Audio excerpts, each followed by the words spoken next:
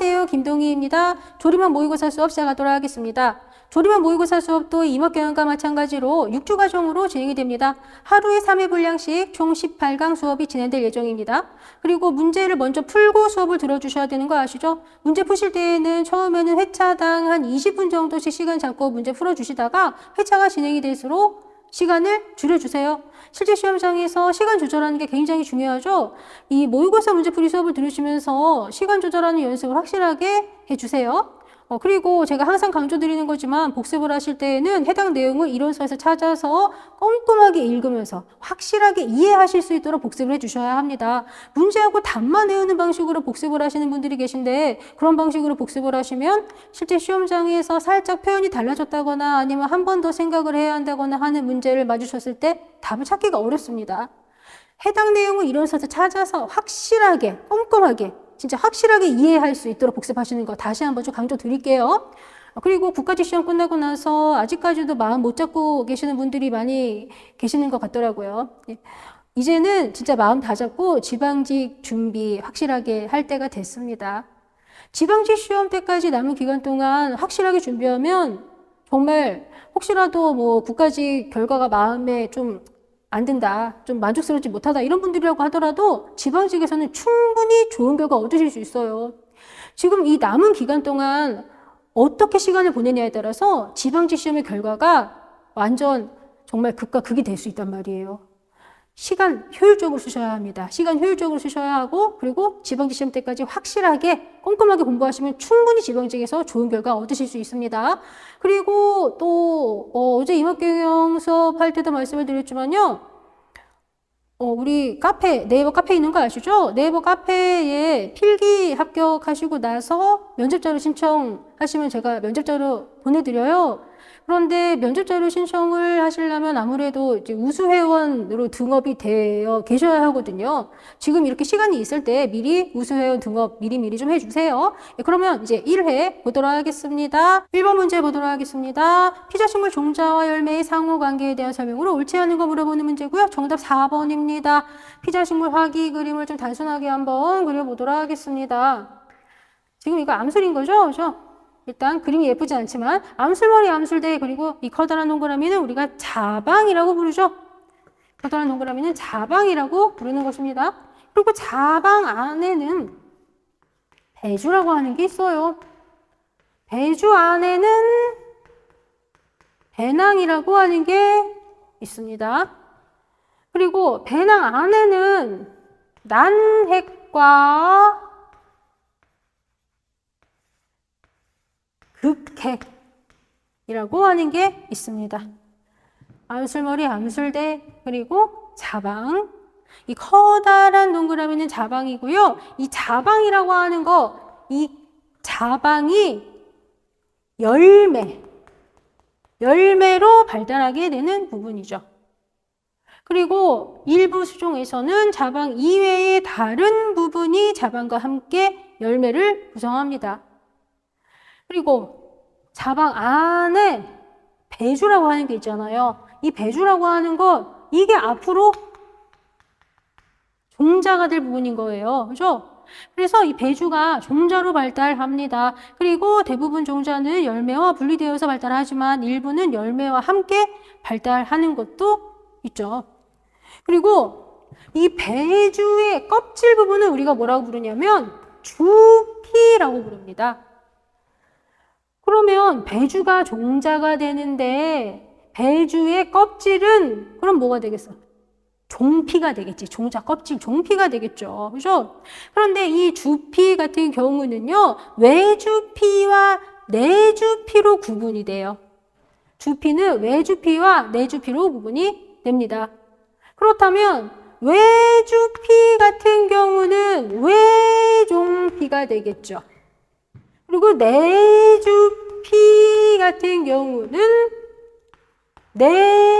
내종피가 되겠죠? 그렇죠? 그리고 배낭 안에 난핵과 극핵이 있다. 그죠? 그리고 이 난핵이라고 하는 거 얘는 정핵 또는 웅핵이라고 부르는 것과 결합이 되어서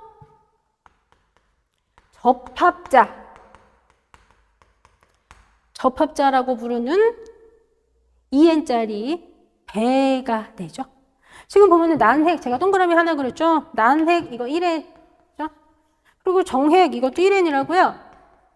그래서 난핵 1N과 정핵 1N, 이게 합해주면 EN짜리 접합자가 되는 거예요. 그리고 지금 여기 보면은 극핵 같은 경우 제가 동그라미 2개 그렸죠? 극핵, 이거 동그라미 2개 그렸어요. 이거 2N이에요, 2N. 극핵 2N. 요거 같은 경우는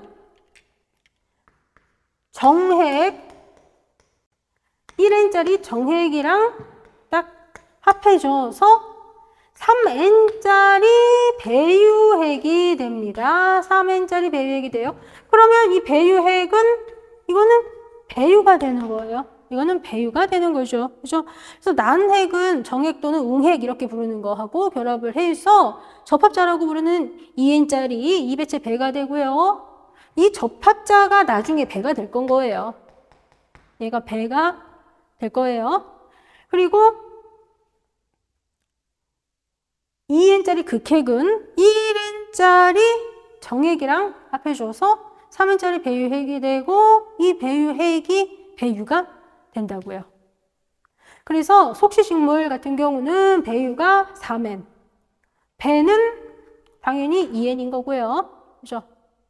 그리고 주심이라고 하는 부분이 있어요. 주심이라고 하는 부분이 이 그림상에서 어디냐면 여기 이런 데가 주심이라고 부르는 부분입니다. 이 주심이라고 하는 부분은요, 태화가 되거나 아니면 저장 조직의 일부인 외배유나 내종피로 변화됩니다.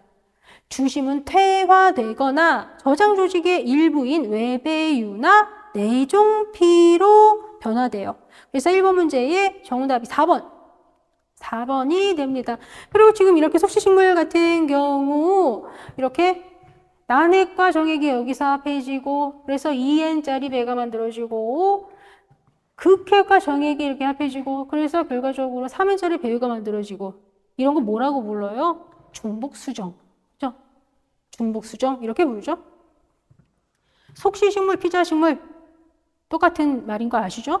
이 속시식물이라고 하는 거는 중복수정을 한다. 이거는 무조건 기본으로 깔고 가셔야 합니다. 그런데 겉시식물은 중복수정 안 하죠. 단일 수정을 하죠. 2번 문제 보도록 하겠습니다. 묘목 규격을 나타내는 것으로 바르게 묶인 거 정답 2번. 정답 2번입니다. 일반적으로 적용이 되는 묘목의 규격은 수종별로 그리고 묘목의 나이별로 줄기 길이, 뿌리 길이 그리고 뿌리목 지름으로 구분해서 합격묘의 최소 기준을 제시합니다. 줄기 길이는 우리가 간장 이렇게 부르기도 하죠. 뿌리 길이는 근장, 뿌리목 지름은 근원직경 이렇게 부릅니다. 정답은 2번입니다. 이건 굉장히 좀 쉬운 문제죠.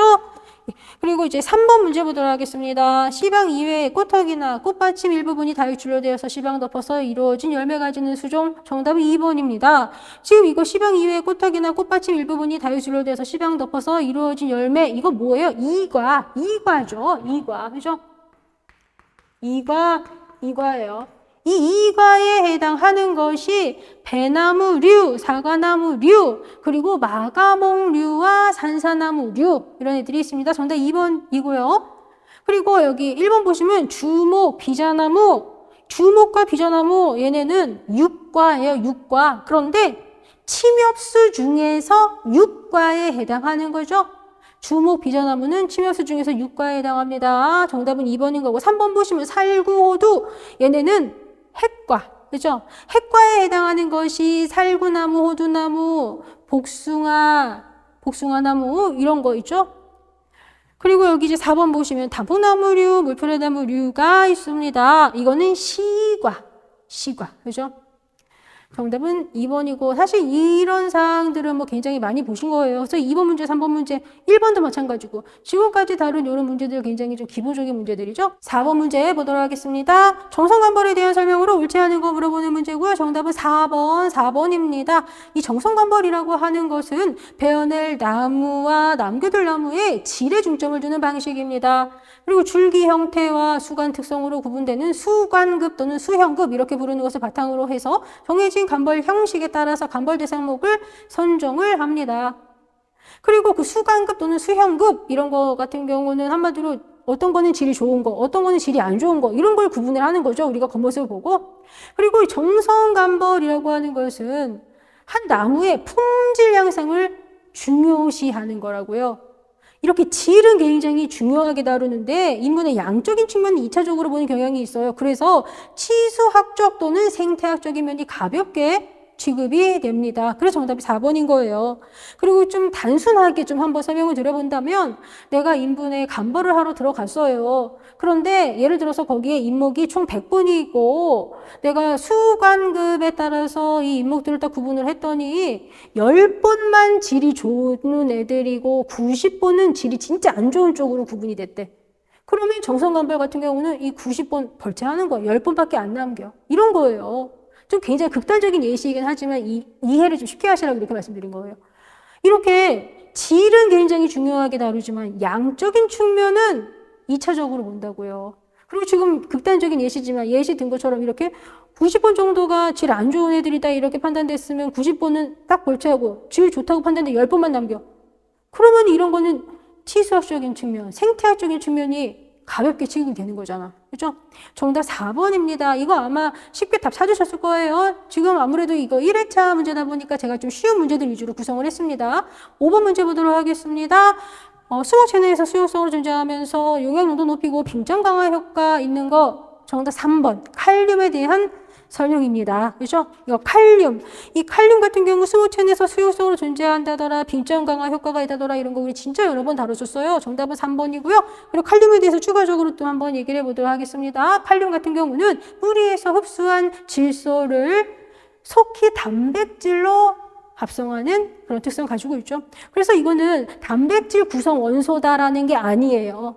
단백질 합성 잘 되게 도와준다. 간단하게 그렇게 생각하시면 된다고요. 그리고 이 칼륨은 식물체의 다량으로 함유되어 있는 성분인 거죠. 그리고 칼륨은 세포 삼투압을 높이는 데 기여합니다. 특히 기공의 삼투압을 가감해서 기공 개폐에 관여하는 그런 특성 가지고 있죠.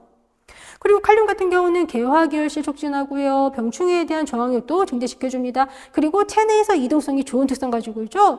이렇게 체내에서 이동성이 좋은 특성 가지고 있기 때문에 결핍 증상 같은 경우는 성숙한 잎 또는 늙은 잎 또는 하위엽 이렇게 부르는 부분에서 먼저 결핍 현상이 생깁니다. 그리고 조금 전에 말씀드린 거 칼륨이라고 하는 거는 단백질 구성 원소는 아니에요. 단백질 합성 잘 되게 도와준다. 간단하게 그렇게 생각하시면 이해가 쉬우실 거예요. 단백질 구성 원소는 아니다. 단백질 합성 잘 되게 도와준다. 이렇게 기억하시라고요. 헷갈리지 않게. 이거 많이들 헷갈려 하세요. 그래서 이거 칼륨과 관련된 이런 사항들 좀 확실하게 기억하고 계셔야 되고 추가적으로 또 칼륨 같은 경우 결핍되면 어떤 현상이 생기는지 한번 얘기해 볼게요. 칼륨이 결핍이 되면 잎에 검은 반점이 생기고요. 주변에 황화 현상 생기고요. 또 병에 대한 저항성이 약해져가지고 뿌리 썩은 병에 걸리는 현상이 나타납니다. 칼륨 결핍 증상도 전에 출제된 적이 있었죠? 요거는 근데 이 결핍 증상 같은 경우 이거 뭐 병에 대한 저항성이 약해져서 뿌리 썩은 병이 잘 걸리게 된다 이런 사항은 좀 꼼꼼하게 안 보시는 분들이 많이 계시더라고요. 그것도 좀 기억하고 계셔야 합니다. 6번 문제로 가보도록 하겠습니다. 수목의 비정상지에 대한 설명으로 옳지 않은 거 정답은 4번이 됩니다. 간벌을 실시한 경우에는 강한 간벌을 받은 인분의 나무가 약한 간벌 받은 인분 나무보다 도장지 많이 생산해요. 정답 4번이에요. 그래서 약한 간벌 받은 인분 나무가 강한 간벌 받은 인분 나무보다 도장지 많이 생산하는 게 아니라 강한 간벌 받은 인분 나무가 약한 간벌 받은 인분 나무보다 도장지 많이 생산한다. 이거 많이들 헷갈려 하시더라고요. 이것도 사실 어려운 사항 아닌데 많이 헷갈려 하시는 거 위주로 지금 구성을 했어요. 정답 4번이고요. 일단 비정상지라고 하는 것은요. 제 위치나 제 계절에서 벗어난 줄기. 이게 비정상지예요. 그래서 그늘에 있었던 자마가 갑자기 햇빛을 쫙 받아가지고 갑자기 길게 막 확 자라나와. 이런 게 도장지란 말이에요. 그래서 햇빛을 못 받던 애들이 갑자기 햇빛을 받게 됐네. 그럴 때 확 길게 나오는 거. 이게 도장지. 그러면 당연히 강한 간벌을 받은 인분 같은 경우 햇빛 못 받던 애들이 갑자기 햇빛 받아가지고 확 튀어나오는 그런 애들이 많겠지. 약한 간벌 받은 것보다. 그죠?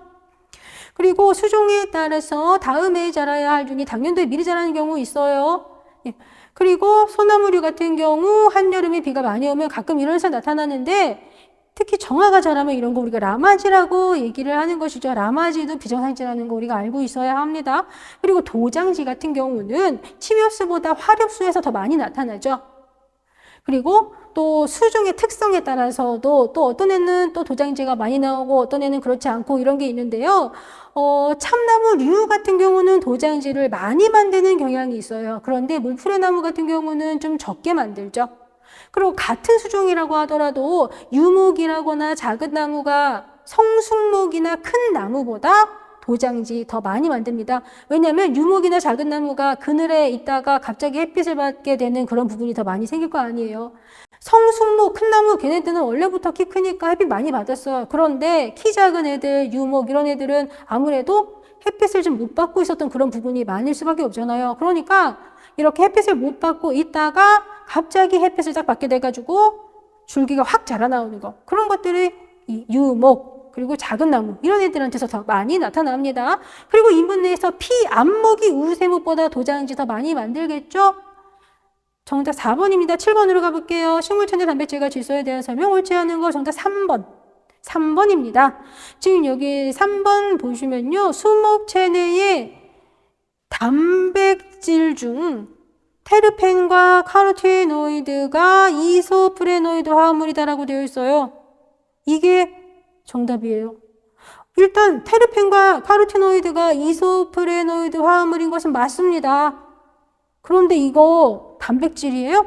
수목 체내의 단백질이라고 지금 써 있잖아요. 테르펜과 카로티노이드는 이소프레노이드 화합물은 맞는데 얘네는 지질이잖아요. 지질이잖아요. 그죠? 목본 식물 내 지질의 종류 커다랗게 세 가지로 구분해보면 지방산 및 지방산 유도체, 그리고 이소프레노이드 화합물, 그리고 페놀 화합물 이렇게 우리가 구분해 볼 수 있죠. 수목, 이 목본 식물 내 지질의 종류의 이소프레노이드 화합물이라고 하는 게 들어간다고요. 그리고 이 이소프레노이드 화합물에 테르펜, 카로티노이드, 고무, 수지, 스테롤 이런 애들이 해당하는 것이죠. 이것도 우리 교재에서 목본 식물 내 지질의 종류라고 해가지고 표 있는 거 확인하실 수 있으십니다. 예, 그리고 지금 여기 1번 볼게요. 연중 질소 함량이 제일 적은 시기는 봄철 줄기 생장 가장 왕성하게 이루어지는 기간이다. 그렇죠? 이렇게 봄철에 줄기 생장이 가장 왕성하게 이루어지는 이 기간, 이때는 체내에 있는 이 질소를 이용을 해가지고 생장하는 데 많이 이용을 한단 말이에요. 그래서 봄철 줄기 생장 가장 왕성하게 이루어지는 이 기간에 질소 함량이 좋습니다. 그 후에 이제 생장량이 감소한다거나 정지한다거나 하면 다시 증가가 되고요. 그리고 가을이 되면 잎에 있는 질소가 가지로 이동하면서 목부, 숲이 이런 부분의 질소 함량이 증가하게 되죠. 그래서 이 가을철이 되면 낙엽 떨어지기 전에 이렇게 질소가 가지로 회수가 되는 것입니다. 그리고 추가적으로 또 목부하고 사부의 질소 함량 변화를 보면 목부보다는 사부에서 변화가 더 심한 특성도 볼 수가 있습니다. 그것은 저장된 질소를 공급하는 조직이 주로 사부 조직이라는 것을 암시하는 것이죠.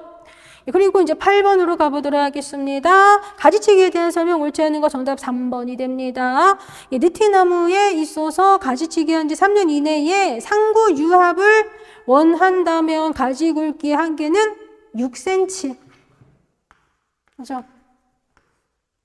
느티나무에 있어서 가지치기 한 지 3년 이내에 상구 유합을 원한다면 가지 굵기 한계는 6cm로 생각된다. 정답이 3번입니다. 일단 가지치기를 할 때에는요, 죽은 가지도 가지치기 해야 하고 산 가지도 가지치기 해야 합니다. 그죠? 그런데 이 산 가지를 끊어주면 아무래도 그 가지에 광합성하는 잎이 붙어 있으니까 동화기간이 감소가 될 수밖에 없겠죠. 그래서 산 가지를 끊어주면 동화기간의 감소로 성장량 감퇴가 수반이 돼요. 그죠? 그런데 이런 경향이 좀 따뜻한 난지보다 한지에서 더 두드러집니다. 그리고 우리가 가지치기를 하면 그 자른 부분, 그 부분을 우리가 이제 상구 이렇게 부르잖아요. 자른 부분 상처가 생겼잖아요. 그죠? 그 부분 우리가 이제 상구 이렇게 부릅니다. 그런데 그 상구 유합에는 차광이 좋은 영향을 끼칩니다. 이런 거 굉장히 많이 본 사항이에요. 그리고 또 추가적으로 이거 상구 유합의 속도는요, 절제한 가지 지름 굵기에는 거의 상관이 없죠. 상구가 크면 그만큼 더 많은 물질이 공급이 되어서 치유에 이바지합니다. 가지를 잘랐다. 그러면 그 자른 부분 상처 생겼어요. 그 부분 우리가 상구 이렇게 부르는 거예요. 그리고 추가적으로 또 나무 위쪽에 있는 상구는 아무래도 나무는 윗부분이 성장이 굉장히 왕성하다 보니까 아래쪽 부분 상구보다 유합이 더 빨리 이루어집니다. 이런 것들 다 많이 보신 그런 부분인데 이거 복습 차원에서 지금 여기다가 이제 넣었어요. 그리고 가지치기를 하면 굉장히 좋은 장점이 많이 있지만 가지치기 단점도 있어요. 4번 보기 이게 가지치기의 단점이 되는 거죠. 가지치기의 단점으로 줄기에서 부정화가 생겨서 해를 주는 일도 있다. 그리고 추가적으로 가지를 지나치게 자르면 생장량이 억제될 수 있다는 거. 그리고 비용과 노력이 소요된다는 거, 그런 게 가지치기의 단점이 됩니다. 9번 보도록 하겠습니다. 다음 보기 중 가을 늦게까지 줄기 생장이 이루어지는 수종에 해당하지 않는 거 물어보는 문제고요. 정답은 4번입니다. 지금 이 문제 같은 경우는 자유생장하는 수종에 속하지 않는 것을 찾아라 라고 하는 문제인 거예요. 자유생장하는 수종이 가을 늦게까지 줄기 생장이 이루어지잖아요. 그죠? 이 자유생장하는 수종은 동아에 미리 만들어져 있던 원기가 봄에 자라서 춘엽을 만들죠. 그리고 곧이어서 새로 만들어진 원기가 또 하엽을 만듭니다. 그죠? 그리고 이 자유생장하는 애들이 가을 늦게까지 줄기생장이 이루어지잖아요. 그러다 보니까 자유생장하는 수종은 수거생장량이 고정생장하는 수종보다 좀 더 많죠. 고정생장하는 수종 같은 경우는 줄기생장이 전년도에 형성된 동아에 결정이 되어 있어요. 그래서 동아에서 만들어진 만큼 딱 자라고 끝이에요. 고정생장하는 애들은. 그러다 보니까 고정생장하는 수종은 봄에만 키가 자라고 그 후에는 키가 자라지 않는다고요. 그런데 자유생장하는 애들은 좀 전에 말씀드린 것처럼 동아에서 정해진 만큼 자라고 원기가 또 만들어져서 또 자라. 그래서 춘엽, 하엽 이런 것까지도 만들어져요. 1번, 2번, 3번 얘네 자유생장하는 수종이에요. 4번 보기 너도밤나무는 고정생장하는 수종이죠. 일단 자유생장하는 수종은 1번, 2번, 3번 보기에 있는 것들 외에도 굉장히 많은 수종이 있습니다. 자유생장하는 수종으로는 주목, 메타세커이아, 낙엽송, 자작나무, 단풍나무, 버즘나무, 회양목 등 굉장히 많은 수종이 있어요. 그리고 4번에 있는 너도밤나무, 이거는 고정생장하는 수종이에요. 그죠? 고정생장하는 수종 같은 경우는 주로 침엽수가 좀 많은데, 그런데 특징적으로 너도밤나무는 얘는 침엽수 아닌데도 얘는 고정생장한다고요. 그죠? 우리 고정생장하는 수종은 소나무, 잣나무, 전나무, 솔송나무, 가문비나무, 그런 애들이 고정생장해요.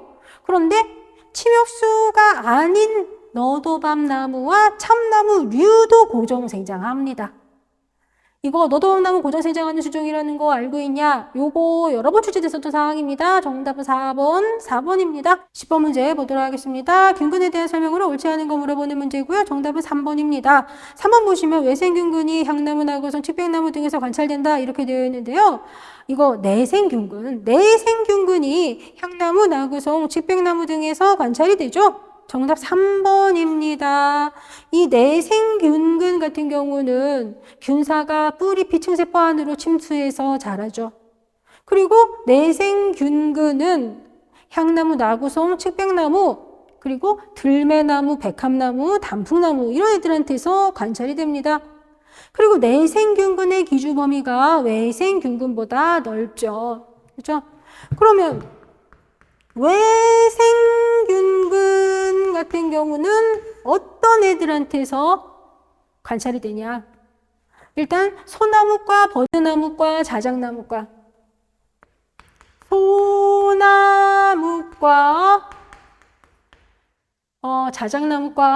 자작나무과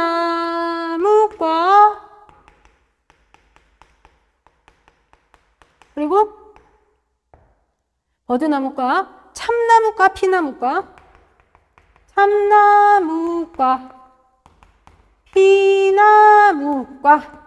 이런 애들한테서 외생균 관찰됩니다.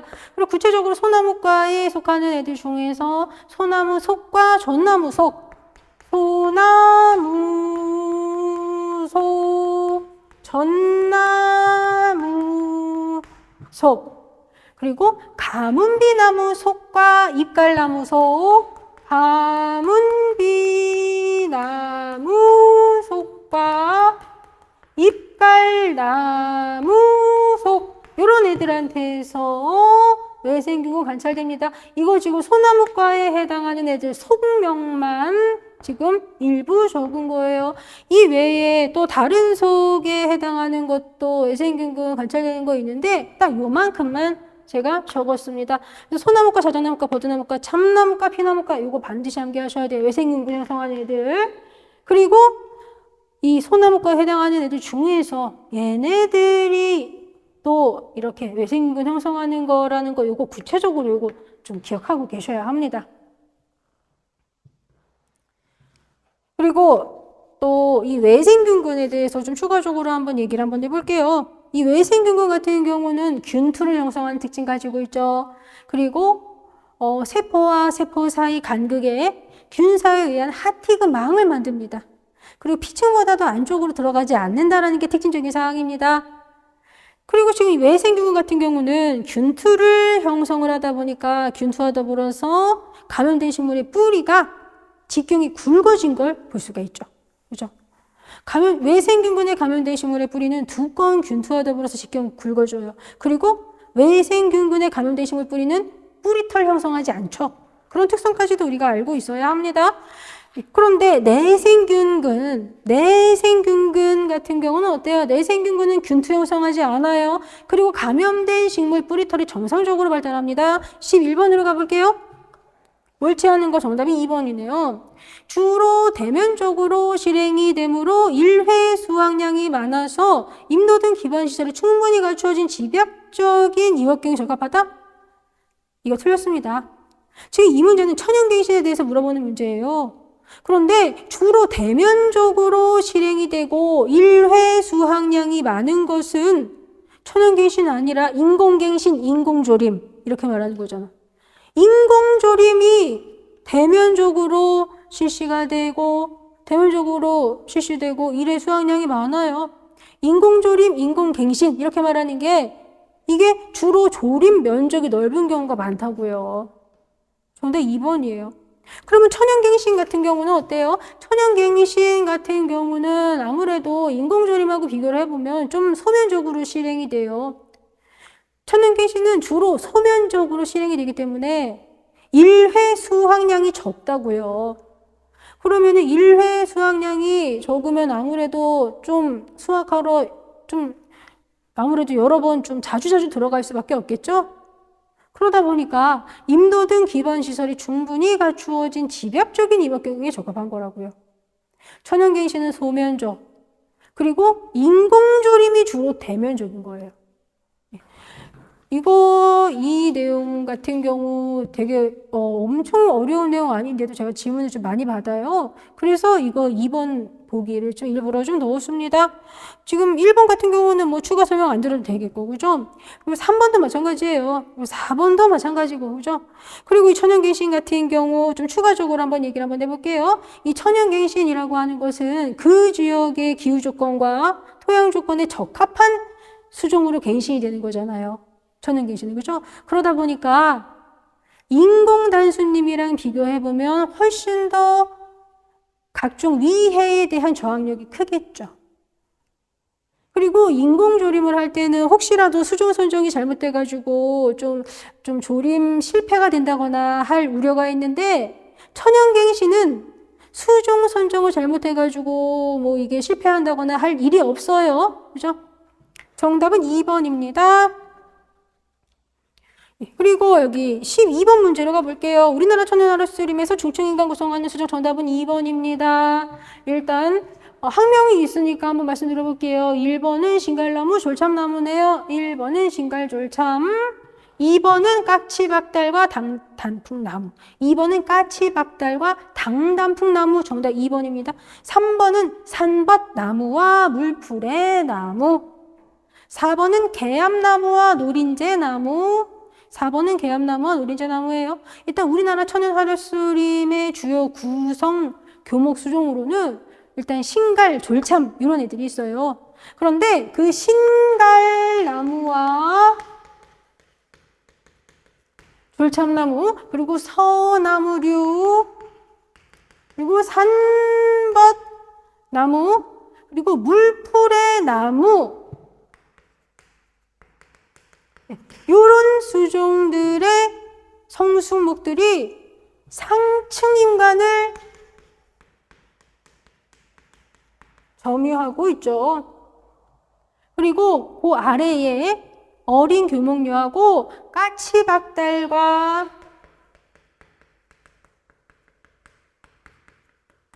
당단풍, 그리고 쪽동백, 요런 악교목이 중층 임관을 구성하고 있습니다.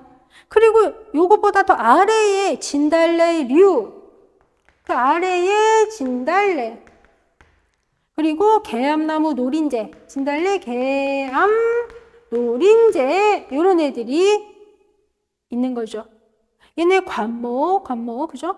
그리고 요것보다 아래에 지표면에 치수, 그리고 고사리류, 그리고 초본식물이 있는 거고요. 그래서 맨 위에부터 아래까지 순서대로 이렇게 지금 적었습니다. 그래서 정답이 2번 중층 인간 구성하는 거 까치박달, 당단풍, 쪽동백 2번입니다. 13번 문제 보도록 하겠습니다.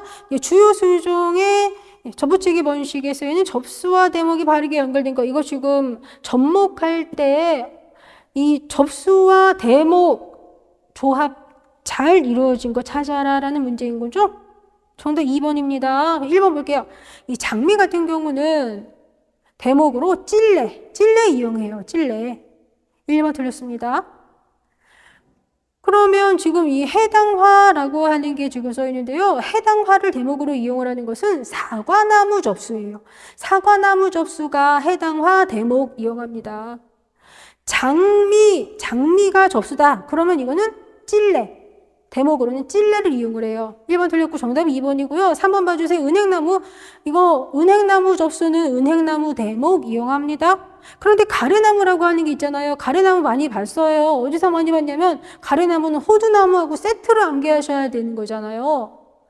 호두나무 접수가 가래나무 대목이랑 세트예요. 이거 반드시 기억하셔야 돼요.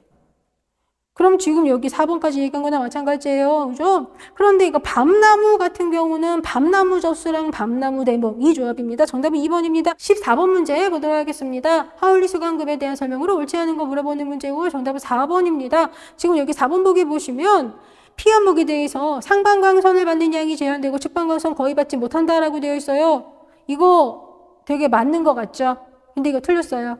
지금 상반광선 받는 양이 제한되고 측반광선 거의 받지 못한다. 이건 무슨 얘기예요? 어떻게 상반광선을 받긴 받는다라는 거잖아요. 4번 보기에서 설명하고 있는 것은요. 피한목에 대한 설명이 아니라 중간목에 대한 설명입니다. 중간목에 대한 설명입니다. 피한목이라고 하는 것은요. 하층 임관 구성하는 거예요. 피한목은 하층 임관을 구성을 하는 것이고 직사광선은 거의 받지 못합니다. 직사광선은 거의 받지 못한다. 이게 피한목 특성인 거예요. 지금 4번 보기에서 얘기하는 것은 중간목의 특성이에요. 정답 4번입니다. 이거 은근히 헷갈려요. 이거 잘 구분하고 계셔야 돼요. 그리고 당연히 우세목이 햇빛 제일 잘 받겠죠? 직방으로 내려오는 상반광선, 이렇게 옆부분에서 온 측방광선, 당연히 우세목이 제일 잘 받아요. 그리고 우세목은 딱 이름에서 볼 수 있는 것처럼 얘는 평균 이상 크기를 가지고 있겠구나. 그렇죠? 우세하다. 이것만 딱 봐도 당연히 평균 이상 크기는 그대로도 연결됩니다. 그리고 준우세목 같은 경우는 우세목이랑 비슷하지만 우세목보다 못하죠. 그래서 측방광선 받는 양이 비교적 적어요. 수관 크기는 평균에 가깝고요. 그리고 준우세목은 수관이 측방으로 좀 압력을 받고 있어요. 그리고 이거 지금 이거 중간목 같은 경우는 우세목, 준우세목보다 못하죠. 그리고 이 중간목이 상반가에서 받는 양이 제한이 돼요. 받긴 받는다는 얘기예요. 상반가에서 받긴 받는데 상반가에서 받는 양이 제한되고 직방강에서는 거의 받지 못하는 거예요. 정답 4번입니다. 15번 볼게요. 모수 조건으로 옳지 않은 거 정답은 3번이 됩니다. 후천적으로 형질이 잘못되어서 이금목으로 된 것은 이거는 모수로 남겨도 돼요. 정답 3번. 정답 3번입니다.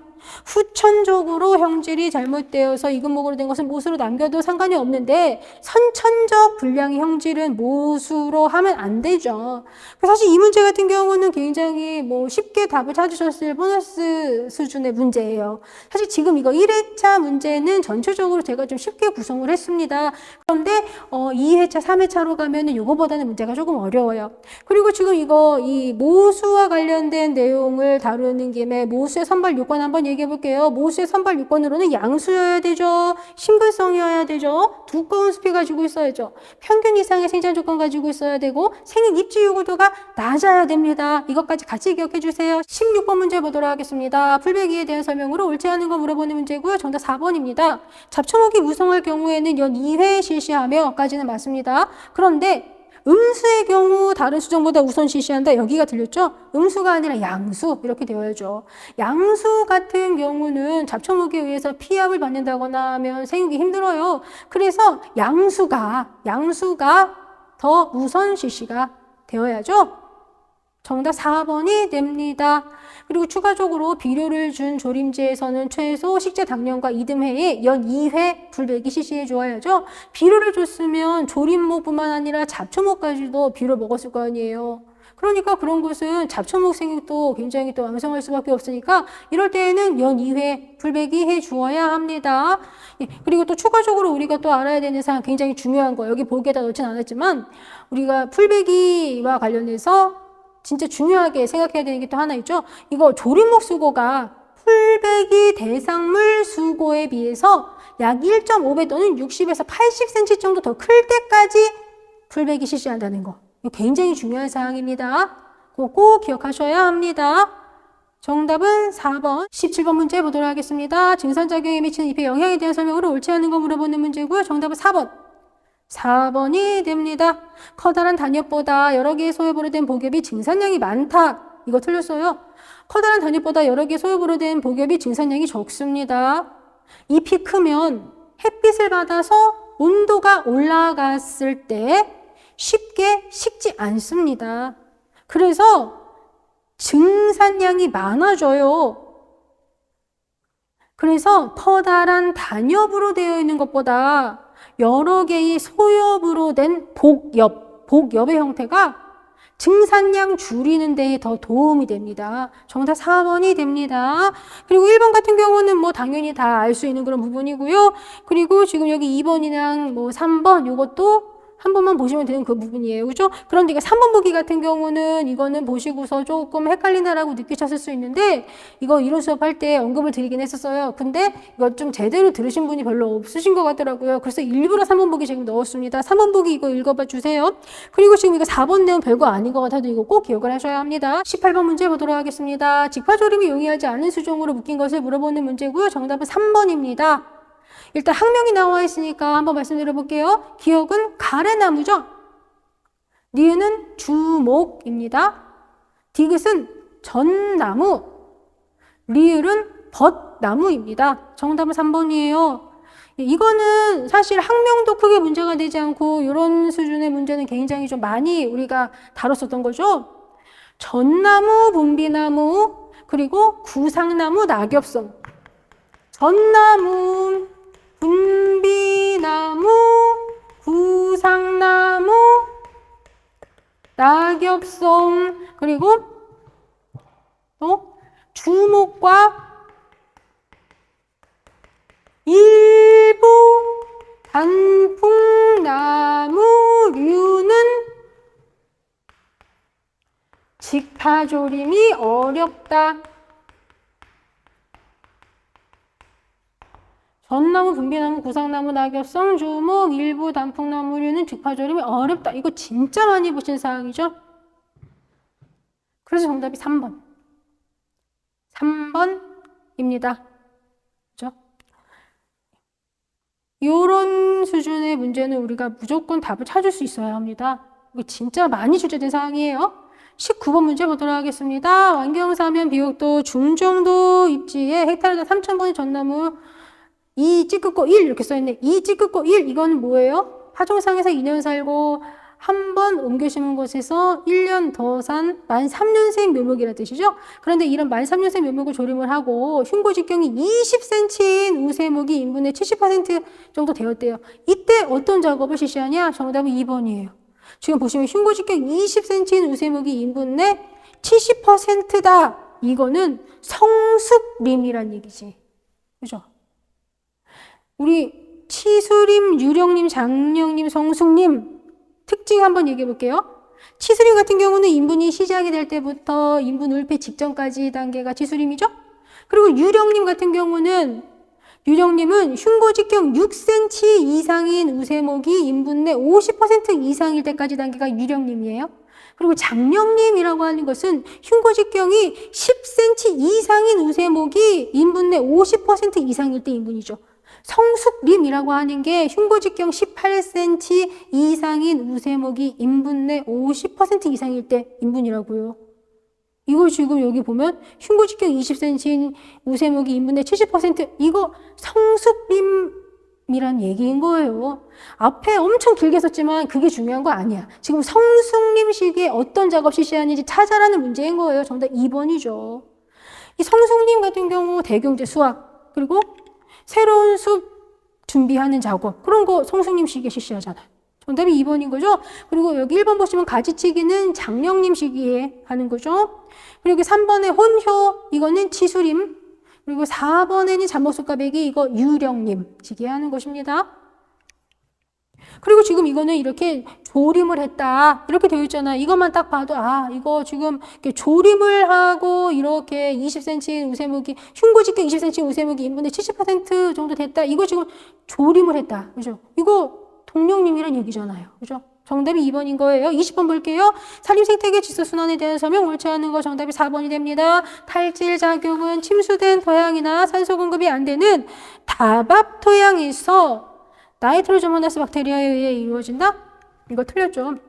탈취작용은 침수된 토양이나 산소 공급이 안 되는 다밥 토양에서 이루어지는 건 맞는데 나이트로조모나스가 아니라 슈도모나스. 그죠? 슈도모나스.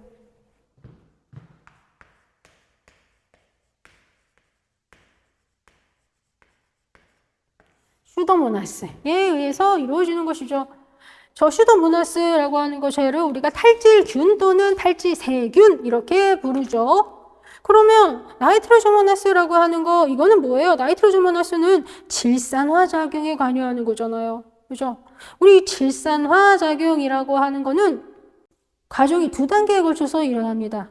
그냥 간단하게 질산화 작용이라고 하는 거 일단 먼저 암모늄 폐질소가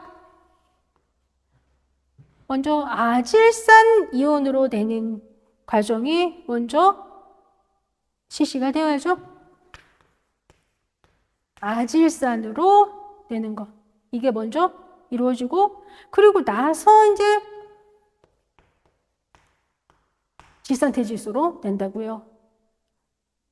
이 암모늄 폐질소가 아질산 이온으로 되는 거. 이게 호기성 박테리아인 나이트로조모나스에 의해서 이루어지는 현상인 거죠. 여기 이 과정에 관여하는 게 나이트로조모나스라고요. 그리고 아질산 이온이 질산퇴질소로 바뀌는 과정. 이 과정에 관여하는 게 나이트로박터라고 하는 것이고요. 그리고 이 나이트로조모나스, 나이트로박터 얘네 다 호기성인 거죠. 호기성, 그죠? 호기성 박테리아입니다. 그리고 얘네가 질산화 박테리아 이렇게 부르는 애들이잖아. 탈질균 또는 탈질세균이라고 하는 건 슈도모나스입니다. 정답은 4번이 됩니다. 그렇죠? 그리고 지금 여기 2번 보시면 이거 지산화 작용에 대해서 언급을 하고 있죠. 이 2번하고 지금 제가 칠판에 적은 거 요거 같이 기억하고 계셔야 합니다. 그래서 20번 정답 4번입니다. 이렇게 해서 1회 문제를 풀어봤는데요. 1회 같은 경우는 제가 좀 비교적 쉬운 문제 위주로 구성을 했기 때문에 점수가 좀 괜찮게 나오셨을 거예요. 그런데 2회, 3회로 갈수록 조금씩 좀 어려워질 거예요.